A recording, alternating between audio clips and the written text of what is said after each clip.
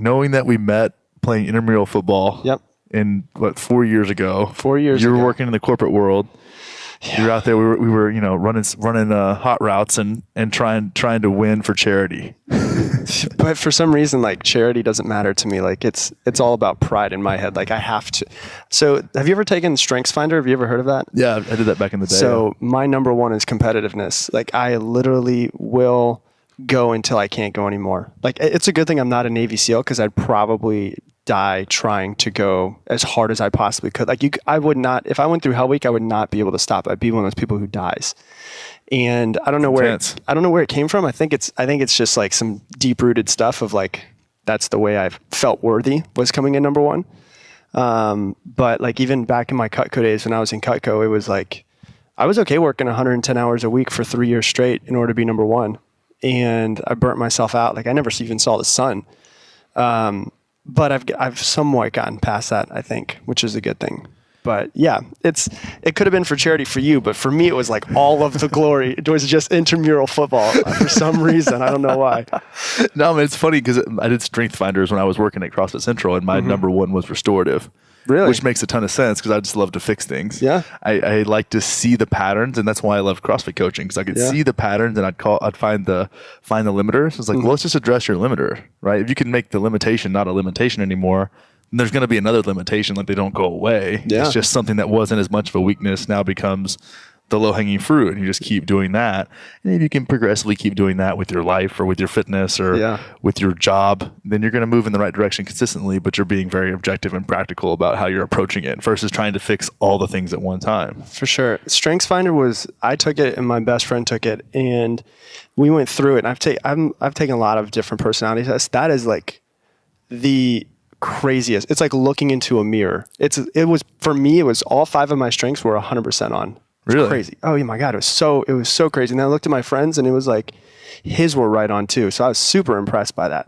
What's funny about personality tests is that they kind of put you in these like categories. Boxes, yeah. Yeah, but they're kind of right a lot of the time. Like Myers-Briggs is pretty spot on. Yeah. Like Myers-Briggs trips me out a little bit. Yeah, I'm an ENTJ, which is like the hardcore one, like the Steve Jobs You're the one. Steve Jobs one? I am, yeah. Yeah. That's like the way my brain works. I'm an ENTP. What's the P? I forget. I don't know. I just know I'm the debater. Maybe the P is like, it has something to do with not remembering what it is. Yeah. All right. That makes sense. No, but it's funny when you read those things. You're like, wow, they classified me as I'm not special. Yeah. I thought I was a special snowflake. There's millions of people exactly like you. You're not special in any sort of way. Yeah. It's funny how that works. Yeah. But then it's also nice. It's kind of liberating because then you're like, well, the development patterns in life can work for me too. The things that have worked for other people can work for me. And even if the symptoms are different or the flavor is different, like the underlying pattern is there for sure for growth and development. Yeah. My whole thing is I'm just a true believer in that anybody could do anything they want. And it doesn't matter to me whether or not somebody has a certain personality type. Anybody can be successful if they just become self-aware. That's the problem, is that I think people lack self-awareness, and the personality test will kind of show you, it's kind of like a mirror where you can look in and it says, oh yeah, this is me. But then you can look at it and say, oh, Oprah has this, or Steve Jobs has this, or somebody who's already super successful is exactly like you. Oh shit, I can do it myself too. Yeah. Right? And that's the cool thing about it. It's like the power of objectivity, like being the observer of yourself. I mean, so many different spiritual practices have the same effect, right? And one thing I've had people start doing lately in my coaching practice is think about how people introduce you to their friends. I don't know if we've ever talked about this before, but it's funny when you think about that, because if you really look at the way people identify you, like how they see you, how they perceive you, someone outside of you that knows you well is probably a better observer of you than you are. Even if you're a Buddhist monk and you do a lot of work observing yourself. So do they introduce you to people that you don't know as like Mike from accounting? Or do they introduce you as Mike, the guy who just got back from Costa Rica from this crazy trip and loves to surf? Yeah. Because whatever those personality traits that you put forward and that you're excited about sharing with people are going to be what they remember and identify you as. Yeah. So it's kind of funny because then you get this, you don't have to have the capacity to really step outside yourself and watch yourself in conversations, which takes a lot of work. You get to kind of let the other people do the work for you. And then you get to think, well, how do I want people to introduce me to their friends? Because I want that to be an expression of my values. Yeah. And it's a really funny practice when you really think about it. One of my favorite quotes is that I am not who I think I am. I am not who you think I am. I am who I think that you think that I am.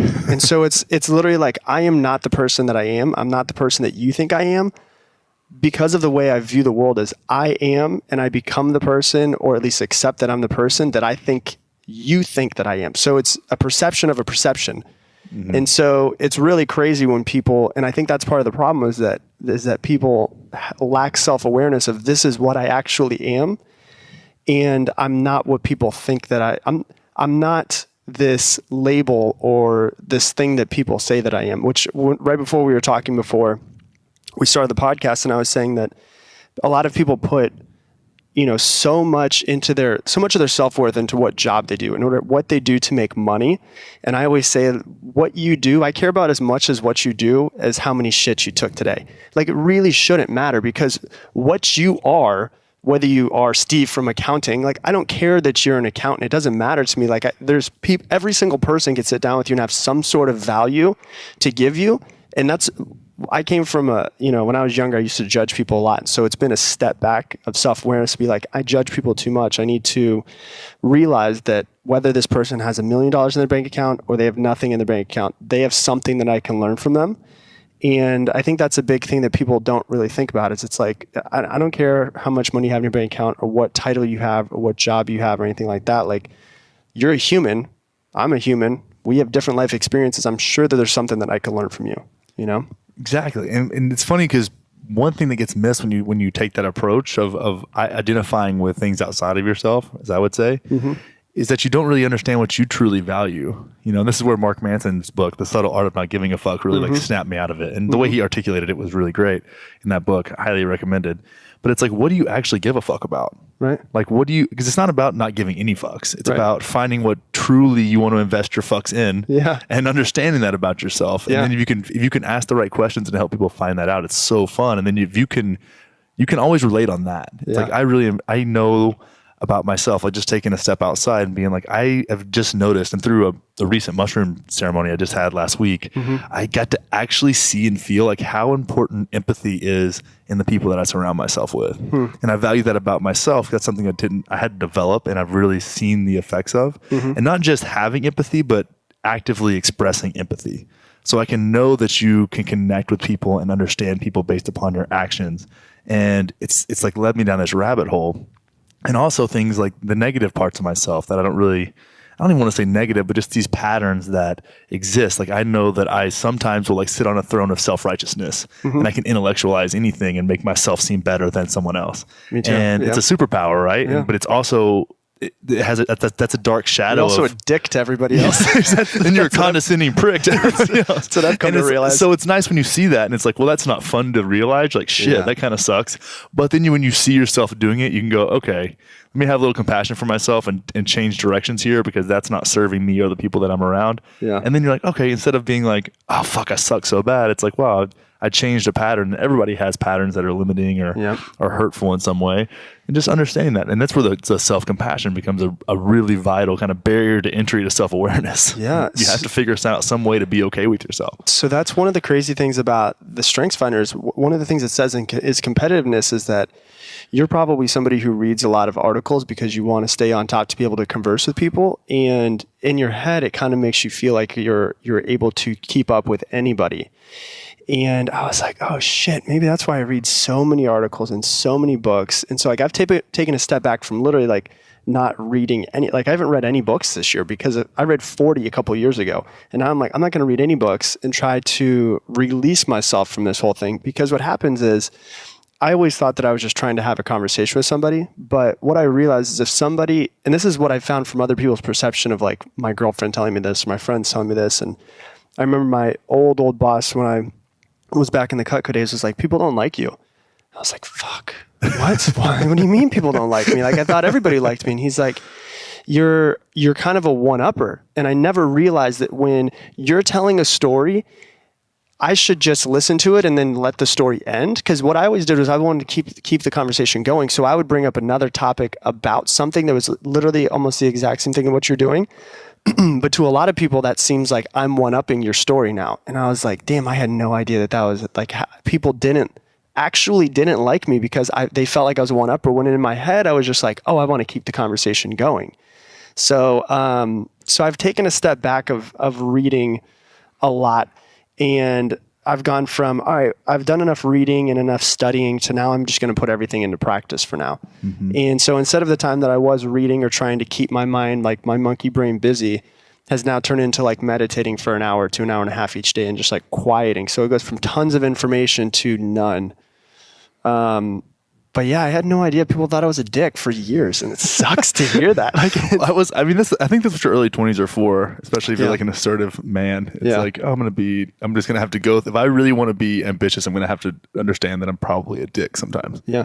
And it's rough. Funny thing about you saying an ambitious man is usually when you're an ambitious man, you also lack that empathy that you're talking about. Exactly. So there was a point in my life where I literally was like, I Googled traits of a sociopath, because I was like, maybe I'm a fucking sociopath. Like, I don't feel like I have empathy, but I really just don't give a shit about other people's, like, their problems. Like, just fucking fix them. Like, my childhood was not great and went through a lot of shit, but I was able to fix it. So when people come with the problems that, once again, I'm comparing myself to somebody else though, I was like, just fucking fix it. Like, I don't feel bad for you. I went through worse, and in my head, I don't say this out loud, but in my head I was like, I've gone through worse. Why can't you fucking fix it? I was able to go through worse and fix it. You should be able to too. But that's when I would realize like I was lacking empathy in that sense. And I was like, I'm not a sociopath or anything like that. Like, I have emotion. I just need to learn to let it out. And that's the problem, is that, you know, in society as men, we're not supposed to let out that masculinity mask that we have to wear all of the time. We can't be empathetic to other people. And at least that's what they say. And so my whole thing in the past year or so is, how can I learn to let that guard down that I've built up over the past 30 years, 31 years. That's profound, dude. I mean, and it seems simple, right? But I did the same thing. I actually Googled the same. I was like, did you really? I think and there's that, and like narcissism was one that I like. I was like, am I just like a complete narcissist? Like, but I think you have, that's a people that are really deep in that wouldn't go try to seek that out.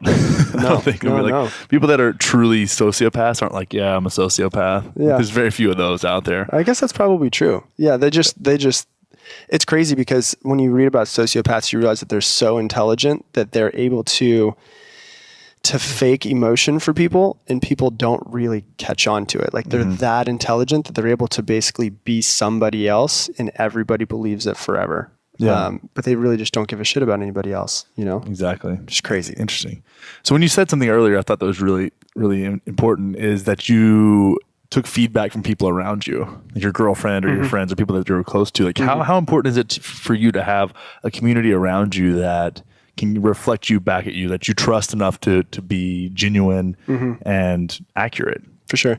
That's like the most important thing I would say to me, because I feel like I'm extremely self-aware, but I also don't know how other people perceive certain things. You can never know how someone perceives something that you say, because people can act like they perceive it one way or they received it one way, but then they perceive it differently. And perception is reality. So if I don't think I'm being a dick, but you think I'm being a dick, then I'm a dick, right? Like, that's really the way. That's really in the sitcom of my life. Yes, you would be a dick. That's the truth. Yeah. And so, the one thing that I do know is I'm really good at taking constructive criticism. That's one thing that I've worked on for a long time, is to realize, it used to be when I was in my early 20s that if somebody came at me and told me I was doing something wrong, I would immediately go back at them. And now it's one of my strengths, where if somebody says you're doing something wrong or you're coming off this way and I'm perceiving you this way, I'll sit quietly and listen, and then need to journal and self-reflect that the next day.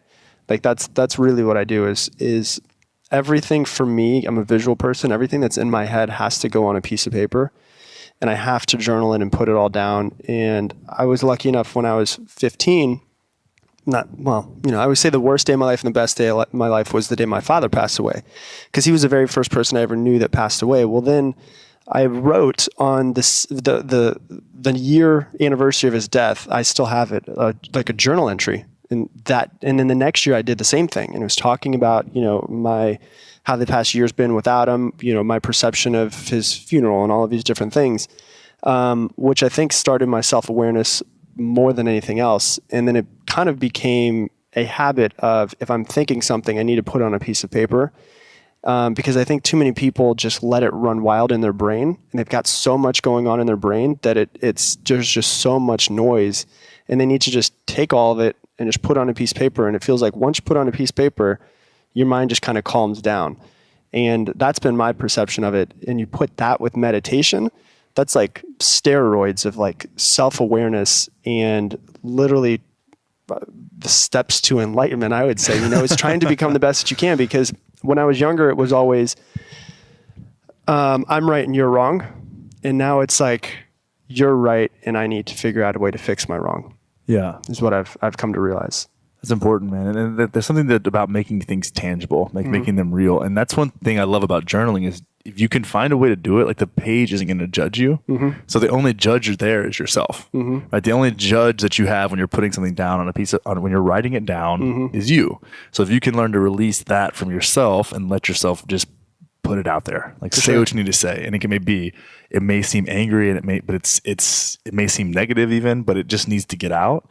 Because one thing we also need to understand is that as human beings, we rationalize our thoughts. Like a lot of times our decisions are just actually rationalizations of why we want to do something we already know we're going to do. Yeah. And when we accept the fact that, okay, I can rationalize the fuck out of anything I really want to, then, well, that's a big piece of self-awareness. So it's like, am I just rationalizing what I want to believe for my own benefit? That's not really a great place to be. And if you let the thoughts just roll around in your head long enough, you'll find a reason. You'll create a story for why that makes sense, or why that's right, or why you're right. And that's essentially self-righteousness, right? Figuring out a way to make yourself right out of any circumstance. So I think that's the fear that most people have, and why they can't meditate. It's not because their head won't stop going, it's because of the fact that they're afraid of what they're going to find. So one of my friends, Jay Shetty, made a brilliant video, and it's like an old quote, and what he basically says in the video is that meditation made me a bad person. And he was a monk for 3 years, and basically what it goes down to, and the old quote goes to, meditation is like going into your attic and finding a old dusty mirror, right? And what happens is, if you're going to clean it off to look at yourself, in order to do so, you're going to take a lot of crap off of it, and there's going to be dust flying in your face and all of this dirt. And you're going to find all of the dirt before you actually see the clean mirror.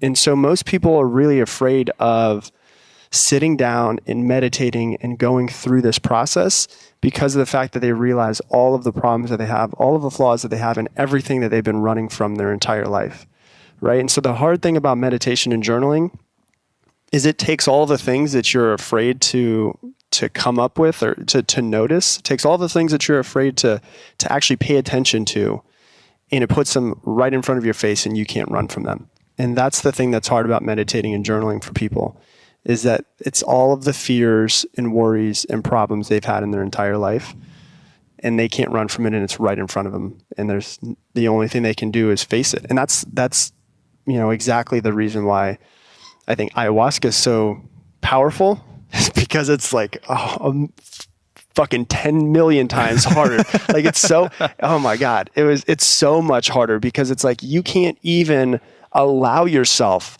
to think of anything else. Like if you're meditating and then you see how you're a shitty person, you can go, oh man, I'm starting to get really hungry. And that thought can come into your head. But ayahuasca, she'll just beat you with it and beat you with it to submission until you're like, all right, yeah, no, that's my problem, And that's the real power of it more than anything else. It's somebody, Aubrey Marcus talked about, when we were talking about ayahuasca, when we were in Peru, we did one night of ayahuasca, which was, the plant we were mostly doing Wachuma, and then Vilca was a big part of what we did there as well. But we were talking about ayahuasca and how fun it is, because it's kind of, all the plants have a different approach to kind of the same ends in a way. And it's like Aya will go inside of you and like find that thing with you, like hold your hand for it. Like, okay, we're going to go in here. We're going to do this thing. We're going on this journey. Okay, see that thing over there? You got to face that now. Okay, bye. Dude. Here you go. Figure it out. She was a lot kinder to you than she was to me, because she was basically like just punching me in the face for the first hour and a half until I submitted. But that's because I was, it's funny because people always say, oh yeah, man, like you just have to like release control. Like, and it sounds so simple. Like it's so simple. And I went in with the intention of, I want to overcome anything that's still hanging over, any emotional baggage I still have from my father's death. Like I'm super open about it. Like everybody knows about it. Like if you were to ask me any questions you want to, we could dive into it. I'm cool with it. But I still feel like there's probably some lingering things there. And so mine was only one session. And so the first hour and a half was just complete. Literally, I know what hell is because I've been there for an hour and a half. And so what happened though was the experience itself is it's so hard to explain, but you go into it with, all right, yeah, I went into it. I remember saying right before I was talking with my friend who did it with me, his sister who didn't do it with us. And she's like, so what are you expecting? I was like, well, I'm nervous, but like my goal is just to like sit back like I'm a person in the movie theater, just watching the movie. Right? Sounds beautiful, right? It's a cool idea before you do it. You're so fucking enlightened, Rob. Like that's yeah, right. Well, that's how I thought it was because I had done all of this research and watched all of the movies and the documentaries multiple times. Like I knew, once again, like that's my competitive person. I have to know everything about it before I dive into it. So I was like, yeah, I know exactly how this is going to be, and this is how I'm going to act, and this is how it's going to work, and I'll release control. And the best way of explaining it is it's like you releasing control when you have really a lot of stuff you need to work on. With ayahuasca, releasing control right away, for me at least personally, was like getting pushed off the Empire State Building and go, yeah, I'm just going to hang out. Like, I'm not going to worry, right? And so it was really hard for me to release control because it was so ridiculously intense. Like some people say that it's a little bit of a buildup.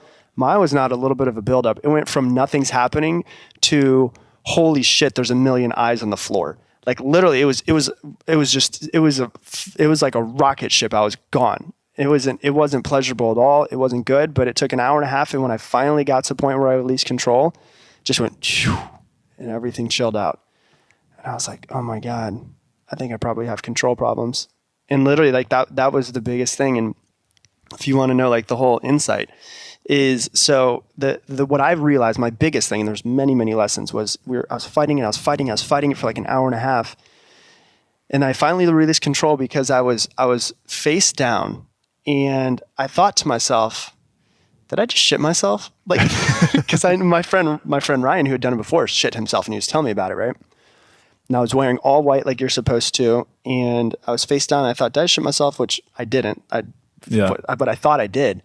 And I went, okay, if I need to shit myself in front of 13 other people, face down, wearing white, and I need to go through that sort of embarrassment, because what's more embarrassing than shitting yourself in front of 13 other people? That's pretty embarrassing. Like, I don't think there is anything more embarrassing than that, right? So I go, okay, if I need to literally lose so much control and you need to be in control, and this is a conversation I had with her, then I'll shit myself in front of 13 other people. And when I did, it went like that, and it just completely chilled out, and everything was beautiful after that. But then I thought about it and I was like, well, why did I have that control problem? And what I realized is, growing up with an alcoholic father, I never knew what was going to happen, right? I never knew if he was there's many times he never picked me up from baseball games or from school. I never knew if he'd pick me up from school drunk. We went to Boy Scouts one time, and I remember him drinking a Budweiser on the way to Boy Scouts and driving too fast. So it was always, if you were to think of my entire childhood, it was always uncertainty, right? Like that was the word that was my childhood, was uncertainty. And the only way to overcome uncertainty is to try to control everything. And so after he passed away, I turned into a control freak of trying to control everything because I just didn't want that uncertainty anymore. And so what happened was I realized, and then that came with a lot of issues of people, because there's only one thing I control, is me. I can't control you. Mm-hmm. Other people bring variables, and that brings uncertainty. And so the thing about that is I realized I have a control issue, and it came from the uncertainty that my father put into my life. And so I've had to be okay with just like not controlling people anymore and not being in control of everything, and just releasing control and being like, all right, I'll just chill. But it took a long time to figure that out. I had to go through hell in order to figure that out. And so now when that control wants to come up, I literally have to fight it, and just like deep breaths. Don't say anything. Don't do anything. Just shut the fuck up. But you've seen it. That's the thing about ayahuasca that's so crazy, that you saw it in its true form. Right. Like what that can do to you. And you're not seeing anything that's not in you. That's what's so scary about ayahuasca, is that you're not seeing anything that's not a part of you. And it's the complete manifestation of that need for control. Mm-hmm. And I kind of want to tell you my first ayahuasca experience. I did 3 nights in a row, but I think you're going to be jealous at how awesome it was. God, man, that's what was eye opening to me when you said the other day when we were hanging out at my place, was that, oh, you only did one? Oh yeah, one ceremony? Well, yeah, that's why it was so intense, is because she knows how much time she has with you, and she had to literally force it down your throat in a short period of time. Yeah, she just slammed you with it. Or if I did one in Peru, that was my 4th ceremony, but it was like clearing my head. Yeah. It was like I saw some things that had some really great insights, and it was just like all the noise in my head was outside of me, just going like my Instagram feed was flying in front of my face and like things like that. But it got my mind super clear. So then when I went into Wachuma, I was like ready. I was just like clear, and that was awesome. But my first ayahuasca experience, I started out, and actually I had it's funny how ayahuasca does this, because it's been over 2 years now, but you still have these little breakthroughs. Like I was sitting and kind of in the fetal position, and I didn't really know the people I was next to. I knew some people in the room, but I'd kind of put myself in the corner, and I felt like kind of weird about the space, and I was kind of nervous, and it kind of starts kicking in, and I'm hearing noises, like people were vomiting and crying and laughing. And I'm kind of later to the game. I was one of the last people to drink. I was at the end of the circle, and I was scared. And I was like more scared that something bad was going to happen to somebody else. Mm-hmm. Like it was just something weird was going to happen, or like, I don't know. I just didn't know what to expect. It was really my first true psychedelic experience. Like I'd done mushrooms before, but never had that many visuals. Mm-hmm. I had smoked DMT once, and that gave me a little bit of context for what I might see, but that was like 2 minutes, right? Yeah. That was like a really unceremonial type of introduction to psychedelics. Yeah. So I'm in this place, and all these noises are going on, and they all sound like they're coming from one spot. So it's kind of scary, right? So I'm in this place of feeling like all these noises are coming from the one person, and it's kind of freaking me out. And I don't really know. I'm starting to panic a little bit, and I'm scared. And then I just feel this like rush of like tingles all over my whole body. And it was like the mother was spooning me, and everything felt okay. I was like, I like melted. And she goes, "It's okay, sweetheart." And she's whispering in my ear. She's like, "It's okay, sweetheart." She goes, "It won't always be easy, but I'll always be here." Damn. And it was like the best analogy, and I've used it several times. Is like if I was shooting, if loving someone, like the most you've ever loved someone is shooting them with a super soaker, I like fell into the ocean. Oh my God, like that's amazing. God, I want that experience. So it's like, but also, which, they say the more work you have to do with the medicine, the plants, like the easier your introduction is. They don't want to scare you off. Oh, really? It's like, no, like get in here. Like I'm going to be with you through this. Like we're here. And I've had experiences with the mother since then on different substances. Like the most profound encounter I had with the mother entity again, since then was on MDMA. In an MDMA ceremony. And it's when I start to like get a little bit panicked, she'll come in and just be like, "Shh, it's going to be okay. Like I got you. That's crazy." I'm here." And it's really great. And I got to see a lot of myself, like the softer sides of myself. Like I didn't need to protect everyone in the room. Like I've been that guy. I was like, this big guy, and I've been, and my mom was on and off gone like most of my life. And, someone asked me a little while back, we were having like kind of a sharing circle, and they asked like, "What was your biggest fear when you were a child?" And I was like, that something would happen to my mom and I wouldn't be able to do anything about it. And that's really telling when you think about the fact that I felt like I needed to protect, especially the women in the room. Like that's something, I felt like someone was going to get raped. That was like this fear in my head that something was bad was going to happen to one of the girls in the room that couldn't protect themselves, and that I wouldn't be able to do anything about it. But if you think about it, and I just had that click when you were talking, is that probably came from this need to like protect the feminine in a way. And then I got introduced to my feminine, which was this lioness that was attached to my neck. It was crazy. Like I felt these jaws like biting down into my neck, and it felt so good. Really? So good. Yeah. And I looked down and I saw an eye and an ear. And I was like, what in the fuck? And I looked down, I was like, and there's this lioness was like the shoulder, and it was like half in my body and half out. And it was just glowing. It was amazing. And I didn't get much clarity on what that was until the third night. And I got to basically go off and blast off into the universe and ask all these questions that I wanted answered. Yeah. And I was on the way out of that last night. I was like, "Oh yeah, what was that lioness about?" And they're like, "Oh, that's just your feminine essence." And I was like, "Oh, cool. Thanks." Dude, that's so crazy. So it's crazy because my best friend that I've done it with, he had done it twice, and both times were like the most beautiful experience in the world. The way he describes it, like the one when I was like going through complete hell, he was outside looking at the moon and like getting an information download from the moon is what he was saying. Like it was awesome. Just beautiful experience for him. And I was like, man, maybe you don't have as much work to do on yourself as I do. And he said, or maybe she just knows I can't handle it yet. And I was like, fuck, that makes so much sense, because I go into like, I have like a laundry list of things that I learned from one ceremony. And I thought, well, maybe, yeah, she just trusts me more and knows that I can go through it. Cause he might have had an quote unquote easier life than I have. So maybe he needs to kind of be fostered through it before he gets hit with it. And maybe she knows, like, you've been through shit, man. Like, you can deal with this and you're going to come up strong on the other side. And so, no, she wasn't loving to me at all. Like she well, it's love in a different way. Of course. And it's tough love, which I can take constructive criticism really well, right? So maybe she knows, like, Rob, you can take this. You've been through this stuff. Like, I can give you it. You're an intense guy, so she's going to be intense with you. It's like, super what language do you speak? Like, I don't speak that language very well. So like, I get into the second night and it's like super dark, and I have to actually like fight darkness, and it's like masculine darkness. And it's a whole different deal, because then I'm looking at this whole experience in a different way. But it's like, it's going to give you what you need, not what you want. Right. And that guy, that may just be, that's his path. His path isn't to have like this trauma that he has to overcome. It's like, just, can you bring a very, like, since you don't have that, let's just get you to bring a very full version of yourself. And maybe your life will be sunshine and fucking rainbows. Yeah. And that's cool too. And none is better than the other. And it just brings that, it puts it right in front of your fucking face. Yeah. And it's so cool. And there's always going to be, there's going to be challenges, especially when you have, I feel like when you have something like that, where things have been kind of easier, I don't like to say like easier or harder, but it's different in that way, you're going to construct some kind of friction in your life. Most people that will. And that's good too. It's funny, man. We have these plants are really, really interesting to see. And I actually have a friend who's a psychologist, and she was talking to me about this because she's intrigued by the way they're using psilocybin and MDMA for PTSD. Yeah. And she's worked with a lot of inmates, and that's what her calling has been. You know, she had a very traumatic past, and she's worked with a lot of these inmates, and she's really curious about how we're using psychedelics for therapeutic use in the clinical studies that they're doing with MAPS right now. And it was funny that she said, like, why does it have to be psychedelics?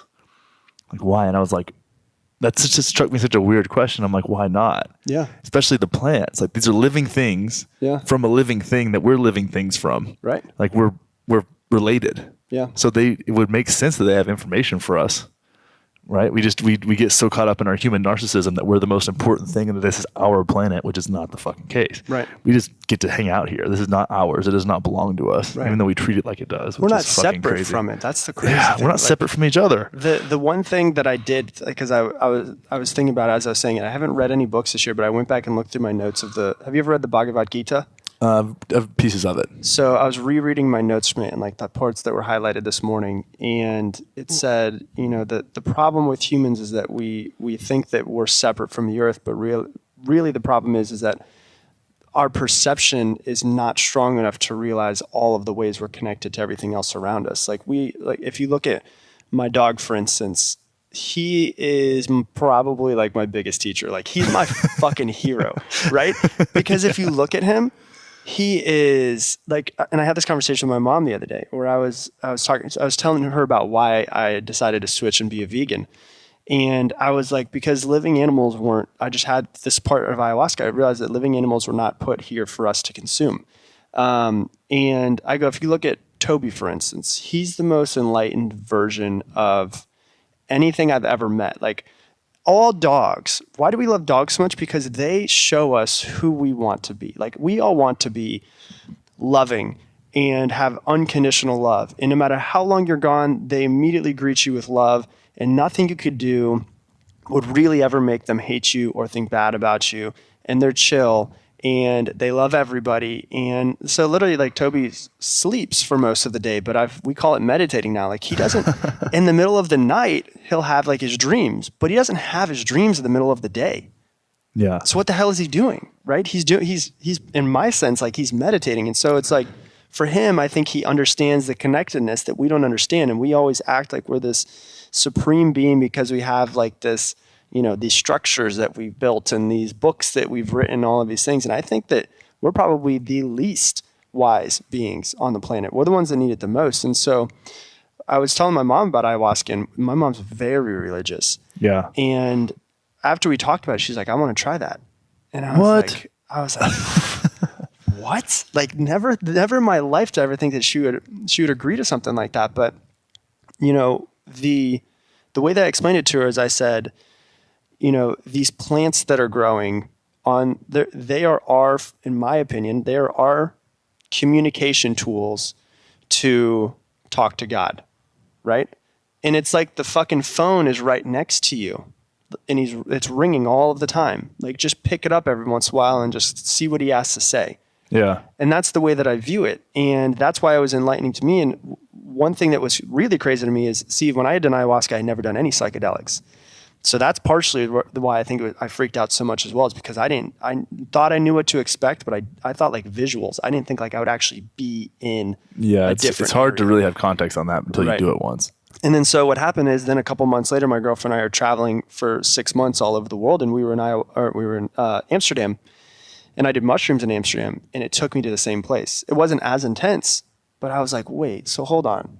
There's this plant from Peru, and there's this mushroom, which it's called like Tampanesis or whatever it was a specific type. And the guy was like, oh yeah, it was found in Tampa. And I was like, oh, I'm from Tampa. That's pretty crazy.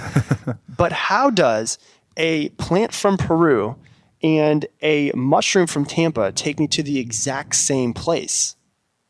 Right? Like, you're telling me that there's no communication, that like, it's not like I've smoked weed before, right? Mm-hmm. I've also done, Molly before, MDMA. Those are I've drank alcohol before. Those are all three completely different feelings. But to be able to have two separate plants from two separate parts of the world and both of them take me to the same place, there's something that we're not getting, right? Yeah. There's some underlying thing. And I always say like doing ayahuasca is like, there's a cloak over the entire world, and you just lift up the cloak and you just see actually what the truth is underneath it. Yeah, man. And DMT will do that to you as well. DMT is it's like, but it's a shorter version of similar type of visions that you would see on ayahuasca. Mm-hmm. And once you've done ayahuasca, like your mushroom visions will take shape to that. Like you have more context, and I really think you're seeing yourself. I really do. Like it's that DNA that doesn't get used, the junk DNA. Is that I really feel like we're tapping into ourselves where this information is. It lives inside of us because we're a manifest of this reality, right? And it's funny, man, when you start thinking about the things at the soul level and how big things actually are, and you start to be able to kind of comprehend it as much as our little monkey brains can. Mm-hmm.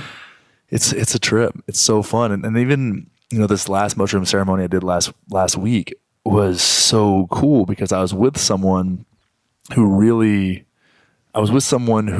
I trusted deeply, right? And I was able to speak. So there's a couple different styles of mushroom ceremonies we'll do, and some we call it like sacred silence. Like you just don't talk that much. You have music, and it's in your own world. Mm-hmm. And then some we'll do with a lot of talking. It's almost like therapeutic in a way, just getting to talk it out.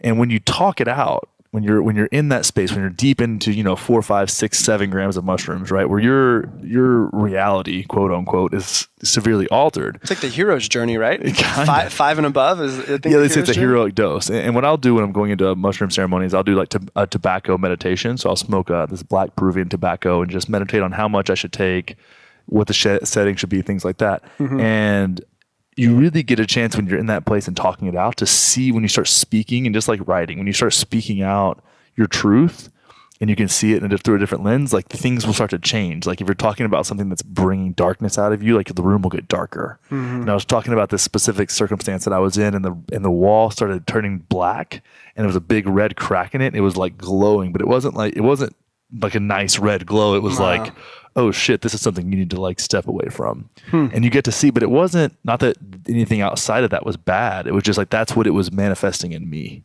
And it was really, really profound. And that was more my own take on like me speaking my truth, Mm-hmm. And it was really great. So do you feel like with that it was something you should stay away from and not something that you should eventually deal with? Whatever you were talking about, like what's your I'm curious of that, because I feel like from my personal experience, maybe because I'm like the type of person who wants to fix everything, is like you eventually need to go at it. But I'm just curious, like what you saw and what you got from it. I think that's funny. That's a really great question. And when you look at that, there's certain points where there's fear that you want to lean into, right? Like we were talking about doing video work, which we're going to do some of today. Like I have this like resistance to that, where it's like, but I know it needs to happen. And that's like a resistance that's in alignment with me, versus this kind of pulling away from my path, right? Like my path is wanting to go this, like take a nice little left turn and go this direction. And that's where my alignment is taking me, but something's kind of pulling me the other way. And I need to learn how to, the fear isn't staying in it. The fear is stepping away. And when the fear of stepping away from something is really difficult, because again, and I bring this all back to the self, the fear of stepping away from something is stepping away from a part of your identity. Right. So I've created an identity around this thing that I should want to do and be, and I need to step away from that, because I have, through that, with a lot of gratitude, seen how much, or created this part of myself, and it's grown. And now that, my mission's a little bit more clear, my path is a little bit more clear. And I talk a lot about taking ownership of your life experience. And I think one of the most important things we can do is find alignment and then construct resistance in alignment with ourselves. So when we go through the challenges and we really have to own up and put up or shut up in a way and get through the resistance, then we're still in alignment. Like we're in an aligned resistance versus just the resistance that the world throws at you. And you have to be fucking ruthless with some things to make that happen. It was one of those things where it wasn't like, okay, you're scared of that, lean into it. It was more of those like, yeah, your soul needs to get the fuck away from this. Wow.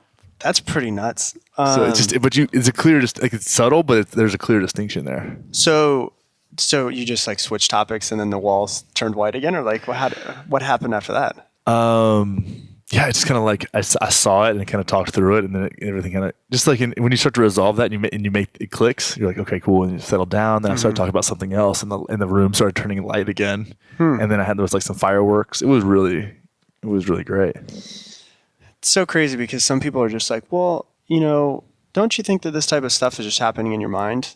And it's like, yeah, no shit, it's happening in your mind. But like, where's it coming from? Like, this is my personal belief is, and one of the things where I think meditation's great, journaling's great, and all of these medicines are great is because we all have this, like the one book, I actually haven't been reading it, but I've actually been listening to it on audio, is Paul Selle's book. I Am the Word. Yeah.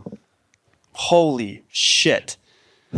Like it is, when I first heard him, because I heard him on Aubrey Marcus's podcast, I was like, if before I had done ayahuasca, I'd be like, this is the dumbest shit I've ever heard, right? Like it would not click with me. I was not that person. I was the person who was like, I need actual proof that ghosts exist because I don't see any ghosts or whatever. Like, so that this guy's got some spirits talking to him, whatever. Like, I would think that's crazy, right? The guides. I would think that's crazy, but then I listened to it and I'm like, oh my God, this makes so much sense now. Like I understand it.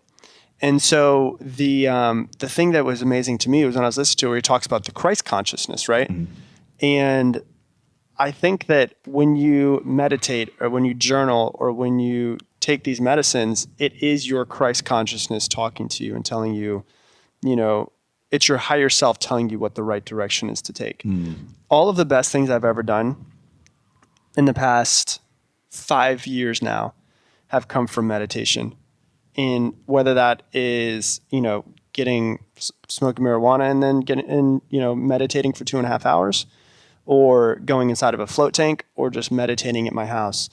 And when you still all of the crap that we put in front of our heads, like, our day-to-day BS that we put in front of ourselves, oh my God, there's traffic out, like all of the stuff we put in front of ourselves, when you quiet that part of it and you kind of get past the surface level stuff and go under, we are infinitely intelligent if we allow ourselves to be, and we have to learn how to access it. And so the analogy that I always give people that makes them kind of connect to it is that, and this came during a meditation to me. And this is really like when I started getting into meditation, what made me stick with the practice was that I was meditating and my meditation showed me a lamp, and the lamp wasn't plugged into the wall. And then once I plugged it into the wall, it lit up because it was connected. I could see inside of the wall all of the electricity that's inside of it, right? And what I realized is that we have 5 senses, but we actually have a 6th sense in our pineal gland, but we just don't use it unless we allow ourselves to. And so through these medicines and through these meditations and these journalings and all of this stuff, we access that pineal gland. It's that 6th sense. And it's basically like, if you don't ever meditate or don't ever do any of these things, that lamp never turns on, right? But when you meditate, or when you take psychedelics, and the word psychedelic just means, psycha means mind, delic means clear mind. You're taking all of the crap that you put in front of yourself all day, you're clearing your mind. But when you do these things, you meditate, take psychedelics, you journal, and you not just take psychedelics for like fun, but you take them with intention. It's like plugging that lamp in, and now it's completely connected to the infinite intelligence that we have access to. But if we don't still our mind and don't quiet it down, we'll never get the information that we need. Yeah. That's huge. Yeah. But that's why psychedelics, I think, are, and you alluded to this earlier, so powerful for that purpose, is that they say this a lot of times, like we have so much experience. And I think of life in a form of experience and expression. Like we have this experience, accumulated experience, and then our expression is kind of a manifestation of our experience, right? We can only make decisions based upon the context that we have. So that's where free will becomes kind of a conversation. Mm-hmm. And they say sometimes, like, it's like you have this beautiful consciousness, this Christ consciousness, and then life experience, before you know it, just piles all this dirt on top of it. And it's like you can meditate yourself out of it, right? And that's like getting a shovel and just digging it out.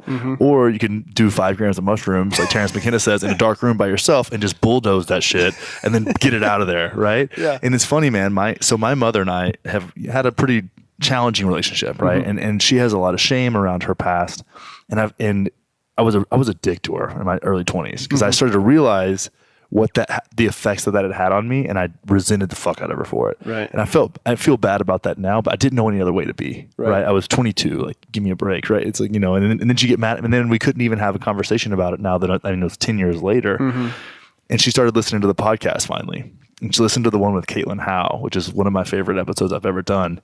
And it was funny because it was like I was talking to my mom, but I was talking to Caitlin. So she got to hear out all the things that I've always wanted to say, but I wasn't saying it to her, and I wasn't judging her, and she got to hear how I actually felt about her.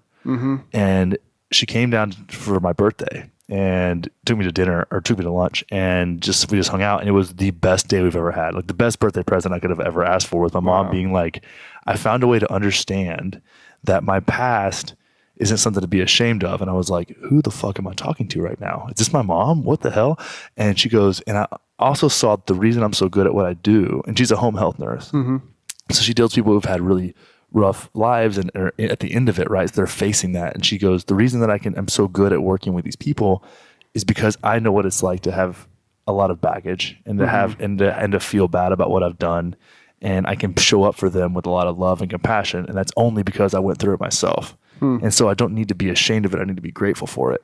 I was like, wow. Yeah. Like that's, if all these podcasts and all this stuff I've ever done, it just got you to that place. Like it's all worth it. Yeah. And she got it. And it was crazy. We actually had to have a clear conversation about religion. And we were talking about her. Religious or not? Yeah, very. Yeah. And that was her. She gives Christianity a lot of credit for her beating her addiction. Totally understand that. And we were talking about, sometimes I get frustrated when I go to her church with her sometimes, and seeing the view they take on it. And we got to talking about some different things, and it was really nice. We had this like non-judgmental conversation for the first time ever, really.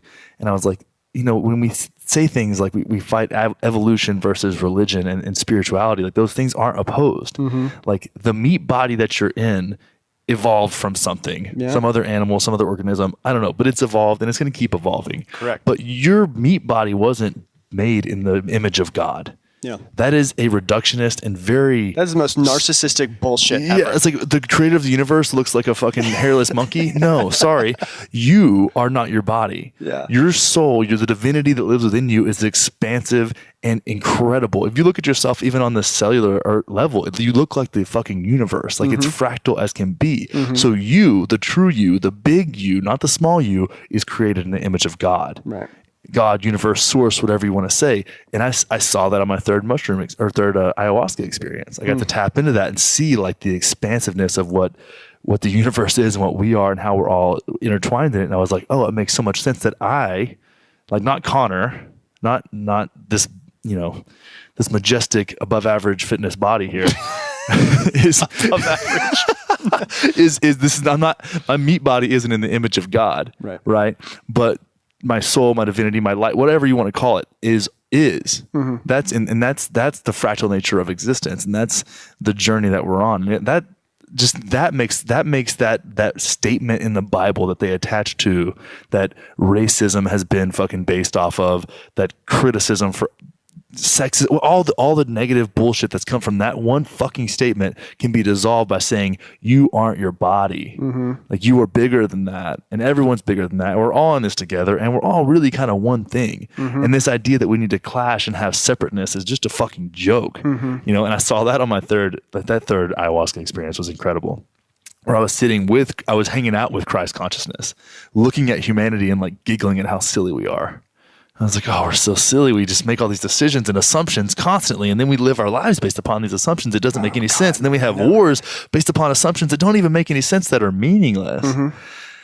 It's wild. But being able to have that conversation and have it resonate, because she had found a way to let go of what was holding her back, which was her shame of her past, and feeling like she had fucked me up because of something she had done, and she had never let that go. And I was like, listen, I'm grateful for it, because I get to have empathy and compassion, because I get to see from an early age, like, you struggle so much, and I knew that you wanted to do good. I knew that you wanted it to so bad, and it was so hard for you. And I get that. And that's why when I work with people, like when I talk about my coaching program or my lifestyle design program, I'm like, yeah, I have practices and principles and a structure to it. But the most valuable thing that I offer people is an hour a week where you get to come hang out and not be judged. And you can say it and make it real. And we'll have some action steps, of course, but you get to just say what you need to say. And anything short of like being a serial killer, like, I'm not going to judge you. Right. And you could just be you and let that come out and speak your truth and feel your truth. And when you say things, when you can just get it out of you, then you've seen it and you felt it, and you felt it in your body, and you can move on from that. But it's a crazy practice, and it's a crazy understanding to really embody that. Yeah.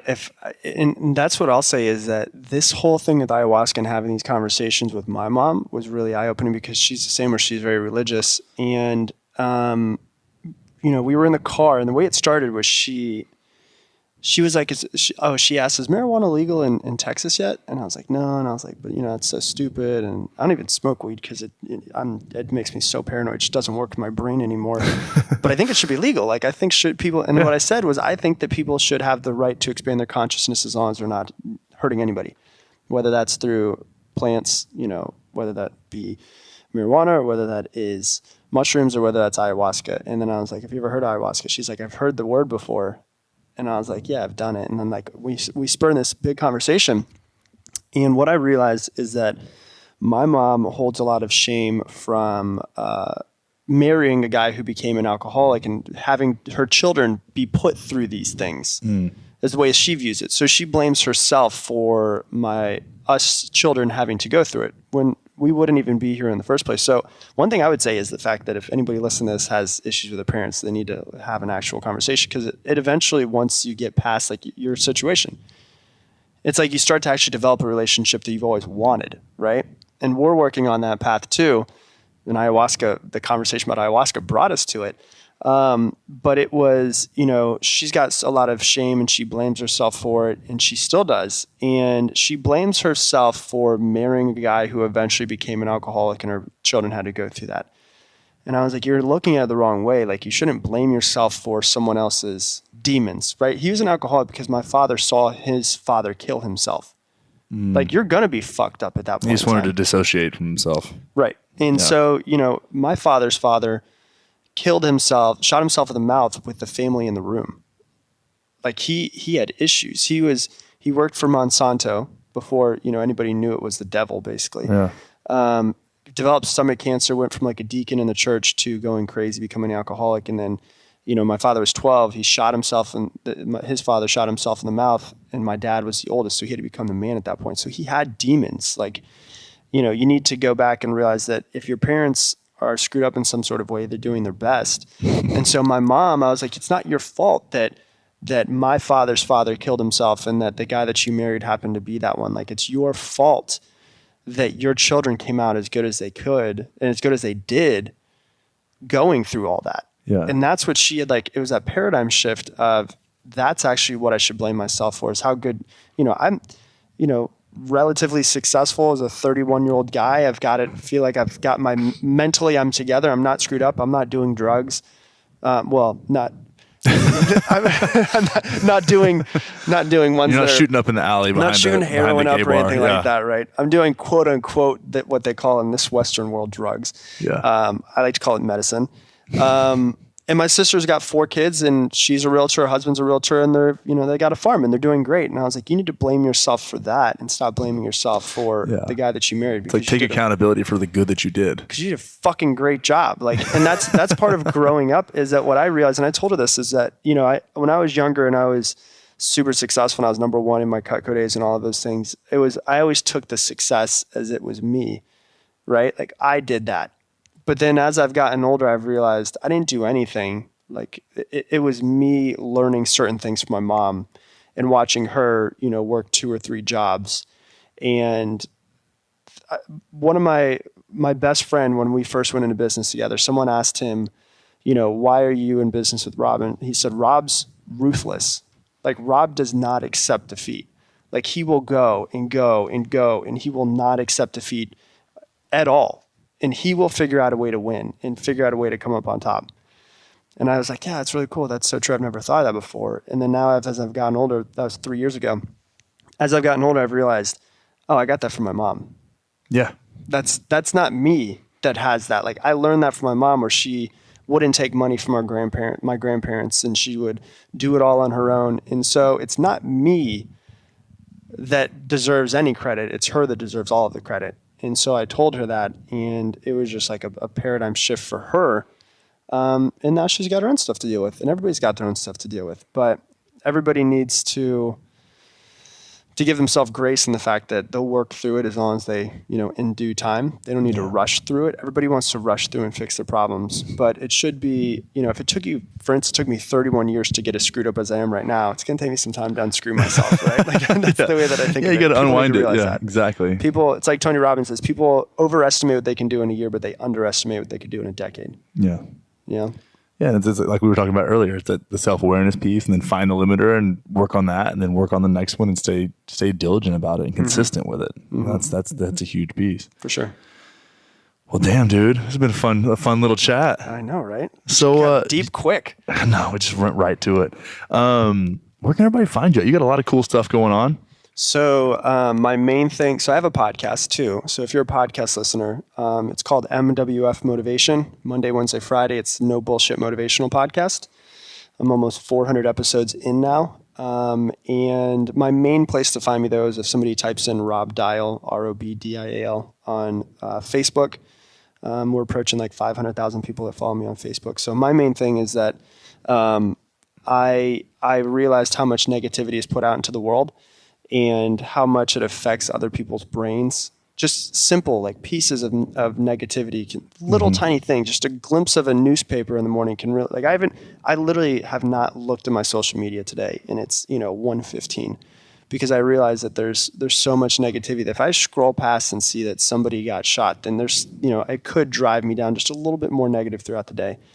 And so I thought to myself, well, if there's so much of that, and I realize that people think the world is so bad, how can I do my part to put some sort of positivity or to change people's mindset throughout their day? And so I thought, well, if all this negative is going viral on Facebook, maybe I can make some positive stuff go viral. And so I create positive or motivational or mindset viral videos on Facebook for it to go viral. And that's kind of my, it's kind of what I tell people when they ask what I do. Cause I'm like, oh, I do stuff in social media because it's hard to explain. And they're like, well, what in social media? I'm like, all right, let's go down that rabbit hole. And so that's basically what I do now. I like it, man. That's cool. Yeah, for sure. Dude, I'm stoked to come from the flag football days to laying down a podcast with you and to talking about the universe. Speaking about the universe, how if you look at ourselves, we have the universe inside of us. Yeah, right. It's funny. It's funny because it's like somebody just wrap this all up. It was like someone say, "Hey, man, you should reach out to Rob Dial. He's doing some stuff that's pretty similar to yours." And I was like, "What, really?" Yeah. I was like, "Oh shit." Yeah, dude, I'm deep in this. You've been doing this for a while. It's crazy. I was coaching CrossFit when you got this thing started, so I'm super appreciative of the stuff you put out, man. It's great. Yeah, it's kind of like I said. Like I don't. I'm not the type of person that goes out and self-promotes. Like if somebody wants to find out about my stuff, they can. And it's not like I go to a networking event and hand out business cards or anything like that, right? Like a lot of people, for a long time, my friends had no idea I had a podcast because I was just like, it's just something I do. Yeah. It's not who I am, you know? Yeah, exactly. So that's funny, man. I kind of had a similar philosophy. I'm like, dude, people are glued to their phones all the damn time anyways. I might as well put something on there that's worth looking at. For sure. Exactly. Something that's going to, you know, the last thing that I'll say is we live in an echo chamber, and it's never been so easy to spread a message out across the world. And you get to decide whether that message is going to be shit. Like Duncan Trussell is on someone's podcast and he says it's basically like if somebody shares something negative, like for instance, he talks about like if there's someone on World Star Hip Hop and they punch a girl in the face, right? Like years ago, 15 years ago, that would have just been like a fart in a cave. Like a few people smelled it, right? Like it was just a shitty thing that happened. Now it can spread across the world within 15 minutes, right? And so it doesn't matter whether somebody has a following or doesn't have a following, because if they put a message out there that they truly believe in and it connects with them, it will spread and it will influence other people. And so why don't we do our part to try to influence people in a positive way instead of a negative way? Because there's way more positive and good people in this world than there is negative. Well, dude, fuck a following, right? Like go into your day like that. Yeah. Like through the sharing network that is your fucking energetic field. Yeah. For sure. and just be that. Yeah. Like be fully you and bring the best version of yourself to the world. And that shit's contagious. And then you're influencing your network within here, outside of social media, in the real world. For sure. And that's the best thing you could do regardless of anything. Yeah. You know? Yep. Completely agree. All right, man. Well, it's been real. Thanks for I'll having see you me, next time, brother. See ya. Peace. Thanks for hanging out with me and Rob, guys. I hope that y'all all loved that conversation. Go check out what he has got going on. And if you want to do some one-on-one work with me, head over to livethefuckoutoflife.com, hit the lifestyle design tab. We've got a 6-week program that is meant to help you understand yourself a little more and bring the inner badass to the surface, create some alignment in your life, maybe help you stand up for yourself, have confidence in your actions, maybe help you see yourself as you truly are. There's all kinds of cool things we can do. We have a nice program for that, and I just fucking love doing it, to be honest with you.